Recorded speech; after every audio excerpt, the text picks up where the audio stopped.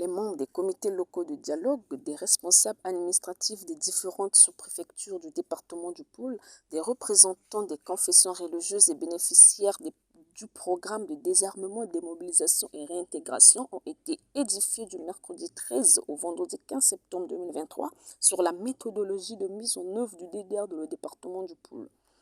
Le communiqué final sanctionnant les travaux de l'atelier d'imprégnation du programme DDR précise les grandes articulations de ces assises.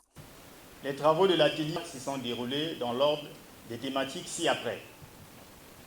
Présentation des objectifs de l'atelier, formation sur le DDR, aspect conceptuel, aperçu du PDDR et sa zone de couverture, présentation des composantes du PDDR, nouvelle donne de mise en œuvre du PDDR, gouvernance et développement local.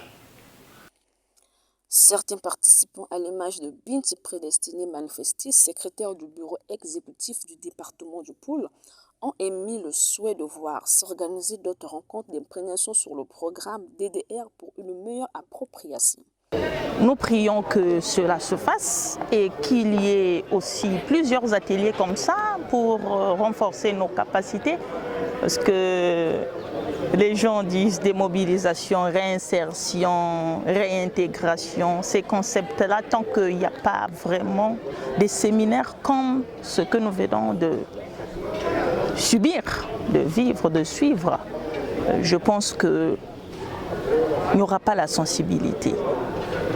Donc il doit y avoir beaucoup de séances comme ça pour que les gens puissent s'approprier de cette opération-là. Parce que nous aimerions plus repartir en arrière. Là, nous voulons que notre département aussi puisse se développer, que nous soyons comme d'autres départements.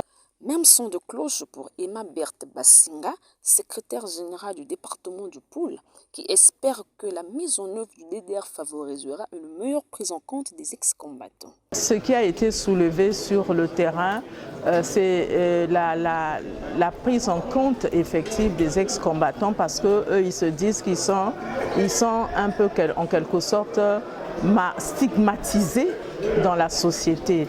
Alors que parmi les autres combattants, nous avons des personnes instruites, des personnes qui ont appris, qui se sont retrouvées là par la force des choses. Et aujourd'hui, il y a beaucoup qui sont là sans qualification. Alors que l'État n'est pas là pour mettre les gens au bord de la route. S'il y a des gens qui ont des qualifications, ils peuvent être réintégrés dans la société. Clôturant les travaux, Albert Samba, directeur de cabinet du ministre, haut-commissaire à la réinsertion des ex-combattants, s'est dit satisfait du déroulement de cet atelier et a pris acte des recommandations formulées par ses participants. Durant 3 jours, nous sommes familiarisés des concepts qui accompagnent le programme DDR et de son contenu. Aujourd'hui, nous sommes satisfaits du déroulement de cet atelier. Je prends acte des recommandations formulées tout au long de ces assises et je vous rassure que je les transmettrai à qui de droit.